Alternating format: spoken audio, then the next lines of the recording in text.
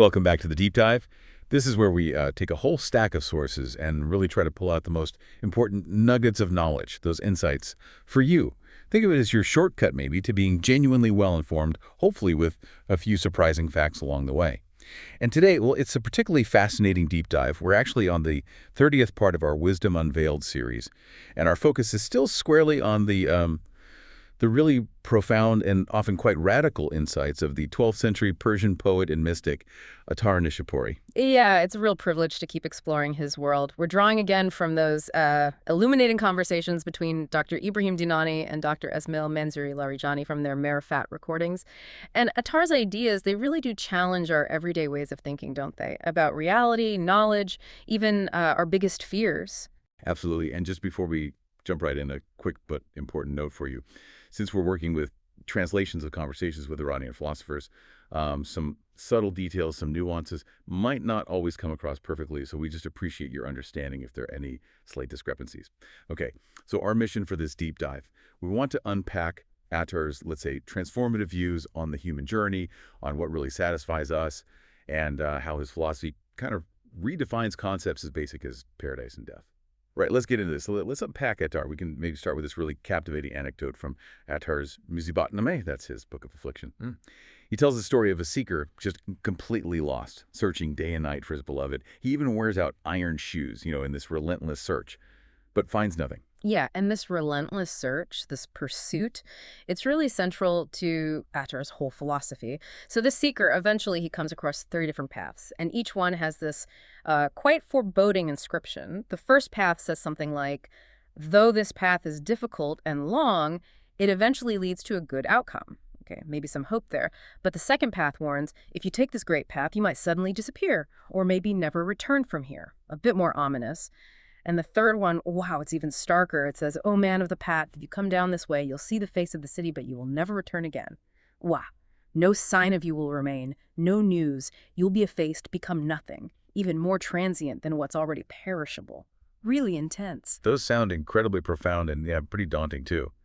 What's the deeper meaning here? How does Attar help us understand what these paths actually represent for us? That's a great question. What's fascinating here, and what the philosophers we're drawing on suggest, is that these 3 paths really map onto the well-known stages of the mystical journey. Sharia, Tariqa, and Haqiqa, which translate roughly as the law, the path, and the ultimate truth. But I think the core insight from Attar, right here at the start, is about humanity's fundamental nature as a seeker. He suggests that from the moment we're born, we're searching. Man is by nature a seeker, always looking for something. And this constant seeking, it makes us sort of an unfinished task. Like you reach one goal and bang, immediately a new desire pops up. So that makes us different from other living beings.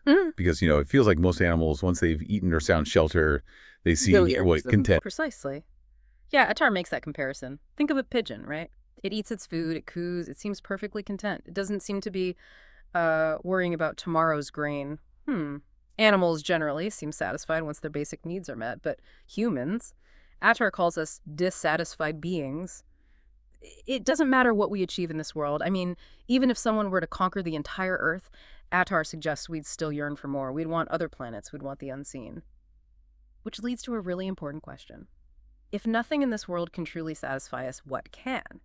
And Attar's answer is pretty radical. He suggests only eternity and immortality can bring real contentment. Why? Because humans apparently are the only creatures capable of even conceiving of the infinite. We have this capacity. So we're like the bridge, then. The connection point between the finite, the everyday world, and the infinite. Exactly, yes. And this connection is absolutely crucial for understanding why we seek in the first place. Attar has this line, "Before seeking, the desired is already within." You see? You can't truly seek something that's completely unknown to you. There has to be at least some kind of initial conception, maybe just a brief understanding or feeling of what you're looking for. Seeking is always, as he puts it, predicated on awareness. Okay, that makes sense. You need some inkling. So if we always have some idea of what we seek, how does Attar then define those 3 paths, Sharia, Tariqa, Haqiqa, more specifically for the human journey? Right. Let's break them down a bit. The first path, Sharia, the law. He describes it partly as worship without natural inclination. Mm. meaning you're performing duties through conscious effort, real intention, not just out of habit or what feels easy or natural. Habit, in this view, can actually be the enemy of thought. It can make us complacent. Sharia also outlines our really key relationships. Firstly, our connection with the divine, with God, and secondly, our connection with society. Humans are fundamentally social creatures, or at least we become social out of necessity. Right. And you're saying society isn't just a bunch of individuals lumped together. I like that analogy you used before, like 1,000 walnuts are just 1,000 walnuts. But a family of 10 is somehow more than just 10 people. That's an excellent way to put it, yes.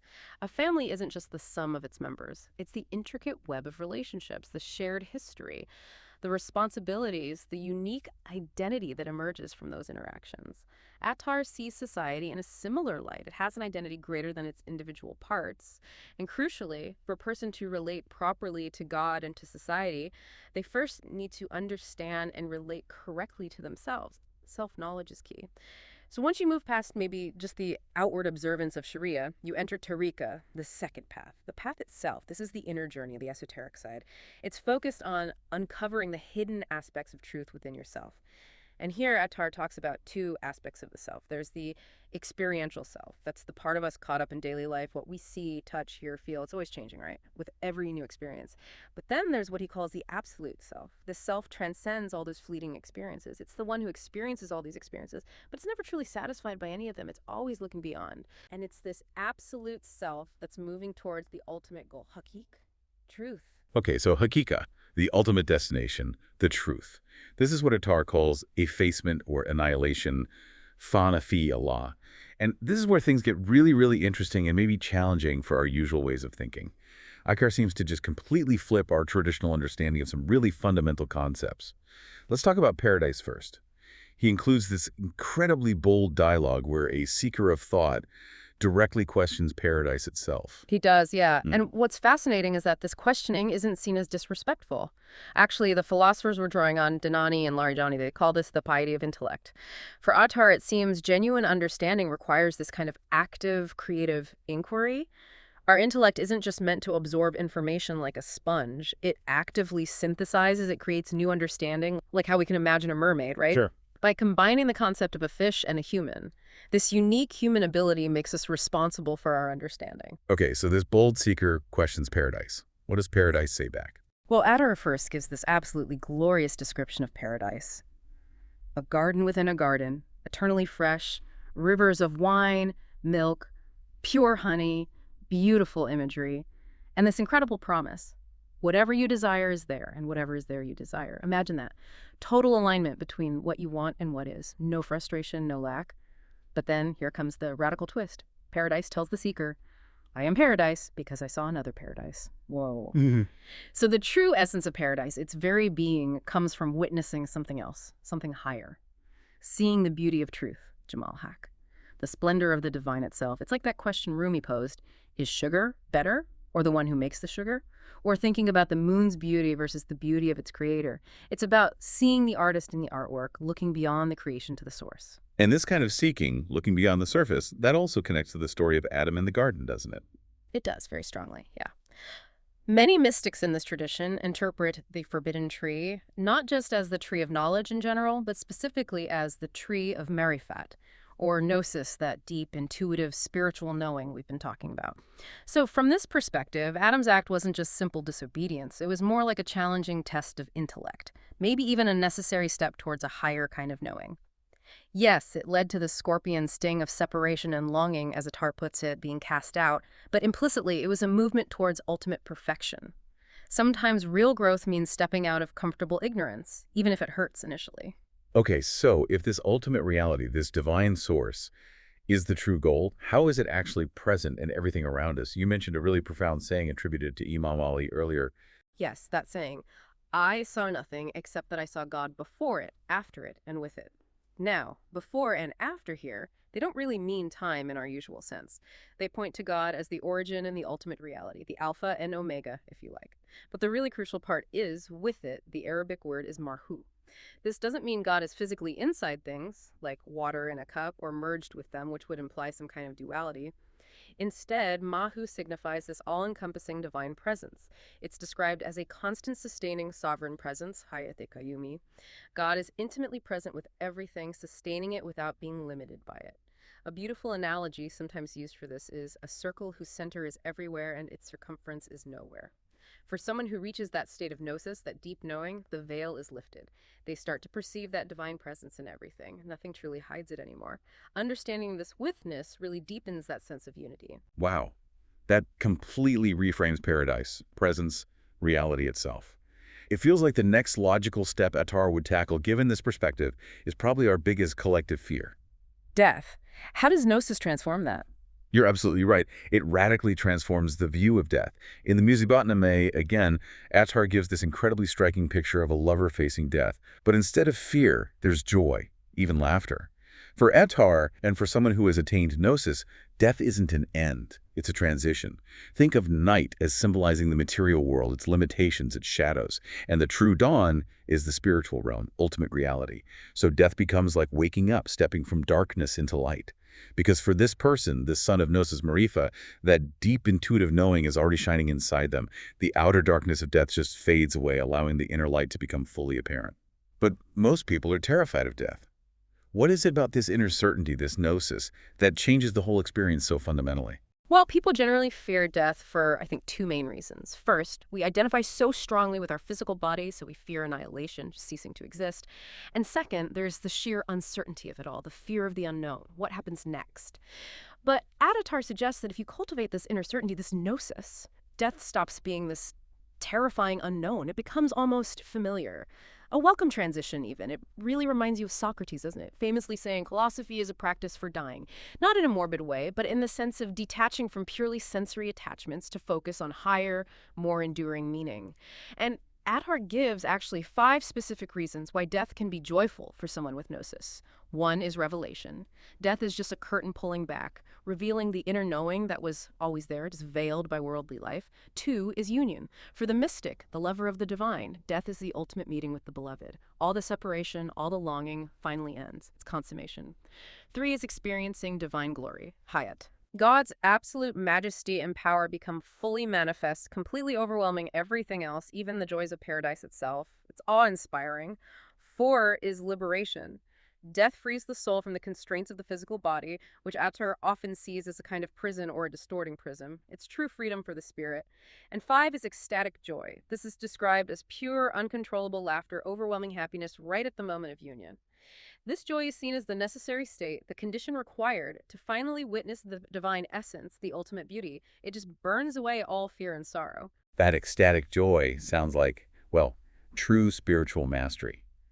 Which brings us to this really crucial idea in Attar. Voluntary death, margi ektiari. Now that sounds pretty drastic. It's not talking about literal suicide, is it? No, absolutely not. It's vital to understand that. It's a spiritual state achieved while you are still alive. It means you're operating primarily from your spirit, from your gnosis, from that deep inner knowing. The demands and instincts of the physical body, the lower self, the ego, they just don't rule you anymore. You've consciously chosen to transcend them. So it's like ultimate self-mastery. Moving beyond purely physical drives so that your ethics, your actions come from a place of inner conviction, not just external rules or base desires. Precisely. Exactly that. It's about inner conviction guiding you, not external compulsion or raw instinct. Those who truly master their inner world, their desires, they achieve this state. They use that uniquely human spiritual capacity to choose reason and spirit over just, animal instinct. And this, Attar suggests, allows your spirit to sort of hang in the divine presence even while you're living in the world, a state of peace and connection. Malavi, or Rumi as he's known in the West, who was deeply influenced by Attar, has a wonderful little story that illustrates this perfectly. He talks about a scholar of grammar, a Navi, very proud of his detailed knowledge of rules, traveling on a boat with a Mavi, a person of effacement, someone living this voluntary death. The Navi keeps boasting about his grammatical expertise, but then, the boat starts to sink. The Mavi calmly asks the scholar, "Do you know how to swim?" The scholar, flustered, says no. And the Mavi replies, "Well then, all your life's work, all your grammar is wasted." It's a stark reminder that practical spiritual knowledge this effacement, is ultimately far more valuable than just intellectual or superficial understanding when you face life's real challenges. And this effacement, this Mavi state, that's the path of Hakika. It's about becoming, as Attar says, effaced from all human attributes, so that divine attributes may manifest in you. He writes, "Whoever takes 2 steps on the path of truth will be annihilated forever." It implies this complete surrender, this transformation. At this stage, even the intellect, which was so important earlier, loses its independence. It becomes the light of God's effacement, reflecting that divine reality instead of trying to grasp it on its own terms. This is when you truly realize the meaning of that Quranic verse, "Wherever you turn, there is the face of God." It stops being an abstract idea. It's not about physical sight, but perceiving the face of God, the divine presence in everything, in this flower, in that wall, in every person. Everything becomes a manifestation. And finally, Attar uses this phrase, "Our side is the side of no side, Biba Janabi," which sounds paradoxical, right? But it signifies transcending all boundaries, all limitations, all directions, north, south, east, west, inside, outside, to connect with the infinite, which has no side, no single perspective. It's boundless. Wow. What a completely different way of looking at everything. I mean, we've journeyed from thinking of paradise as maybe just a nice garden to seeing it as a state of being born from witnessing divine beauty. And from death being this ultimate terrifying end to potentially being a moment of, ecstatic joy and union. It's quite a shift. It really is. And it all seems to hinge on cultivating that deep inner knowledge, that gnosis, doesn't it? It fundamentally transforms how we perceive, everything in life and beyond, moves us beyond just the surface appearances. It really does. Which kind of brings the question back to us, doesn't it? For you listening, what veils might you still be holding on to? What might be blocking you maybe from experiencing that deeper knowing within yourself? Yeah, and maybe thinking about how we could cultivate that kind of inner certainty, the kind of certainty that could change how we face any big transition in life, not just death, but maybe losing a job or moving or any significant change. Could we perhaps see those moments with more acceptance, maybe even, as Attar suggests, with death, with a sense of celebration or liberation? Definitely something profound to ponder on. Thank you so much for joining us again for this deep dive in Wisdom Unveiled. It's been a pleasure, and we hope you'll continue exploring these incredible ideas with us. Until next time, keep seeking, keep questioning, and keep unveiling that wisdom in your own way.